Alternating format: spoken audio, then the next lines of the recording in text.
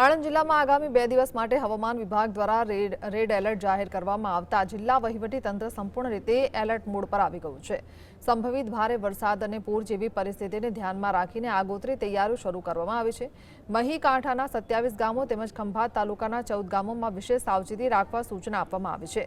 તમામ વિભાગોના અધિકારીઓને સ્ટેન્ડ બાય રાખવામાં આવ્યા છે, જેથી જરૂરિયાત સમયે તાત્કાલિક કામગીરી કરી શકાય। 2 દિવસ શાળાઓ અને કોલેજોમાં 1 દિવસની રજા જાહેર કરવામાં આવી છે।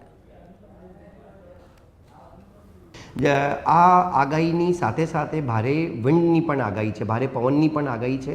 તો જેટલા લૂઝ સ્ટ્રક્ચર્સ હોય, જે હોર્ડિંગ્સ હોય કે નમેલા ઝાડો હોય, વીજળીના થાંભલાઓ હોય, મારી આણંદ જિલ્લાના તમામ નાગરિકોને પણ અપીલ છે કે આવા સ્ટ્રક્ચરથી પણ દૂર રહીએ।